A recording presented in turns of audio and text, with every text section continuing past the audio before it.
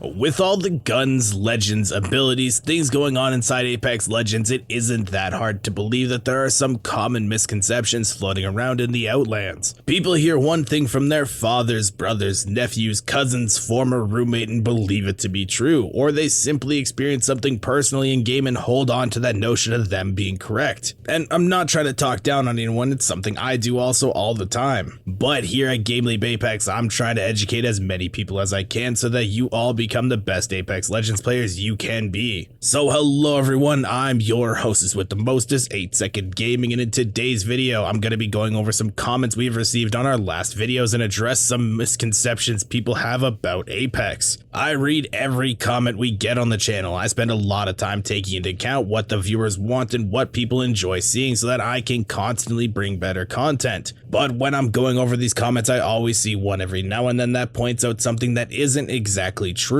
So if you guys enjoy this type of content and want to see more of it, let me know by either liking the video or leaving a comment. But now we can dive into things with misconception number 1, and that's crypto counters caustic. And this one is just straight up not true, not even in the slightest. I know a lot of people are probably sitting there yelling at their phone or monitor, but crypto EMP breaks caustic barrels. And that's true if they aren't going off already. So as a caustic player, all you have to do is shoot your barrel before the EMP goes off and you have your traps activated and give you time to heal your missing shields. The reason crypto EMP is so strong is because it gives your team a chance to attack when the enemy is weak. You deal a collective 150 damage if you hit all 3 enemies. But caustic barrels go off long enough for the fight to be stalled out and give the team a chance to reset and make it a fair fight, so no, crypto does not counter caustic. Next up, let's stay with the crypto theme and talk about misconception number 2, people dropping their shields to avoid EMP damage. A while ago, we did a video covering one tip for every ultimate, and in that video I talk about how you can set up with crypto EMP and Loba Black Market.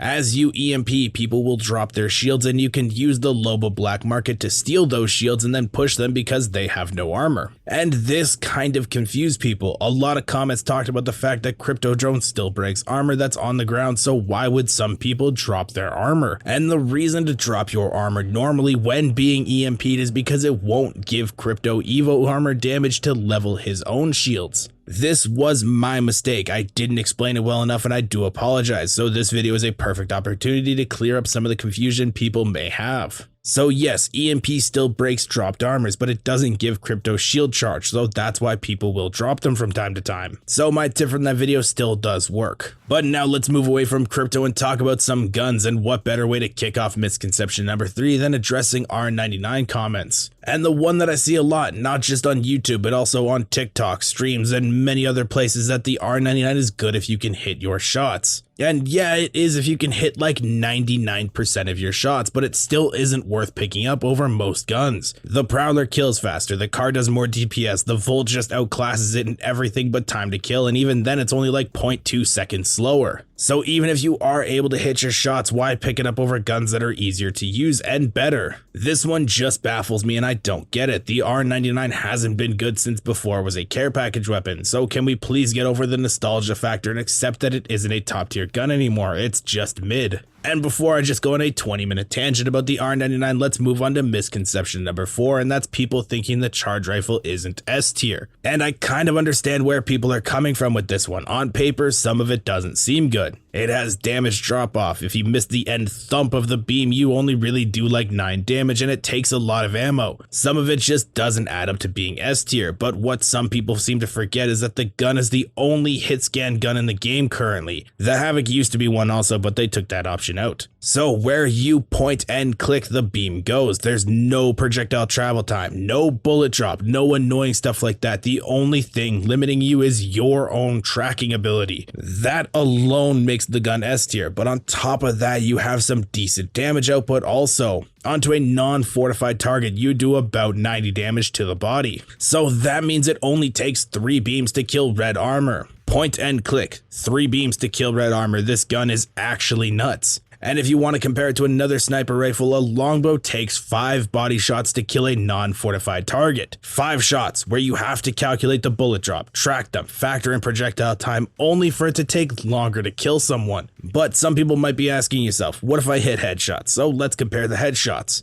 The longbow takes 3 headshots to kill red armor.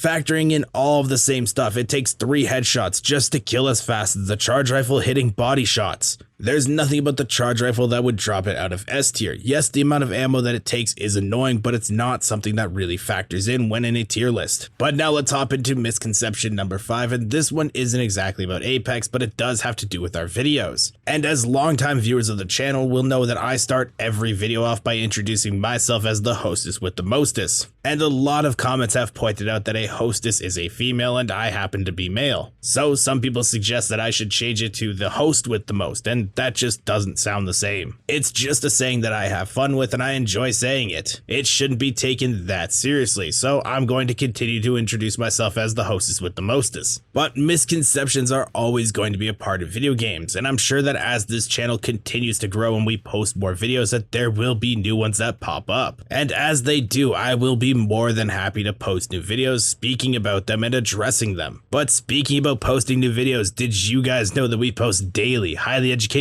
Apex Legends videos including tips, tricks, news, and more? So you should smash that sub button if you haven't already to never miss another one of our amazing videos. Thank you all for watching, hope you learned something new. Once again, I'm 8 Second Gaming and I will see you in the next one.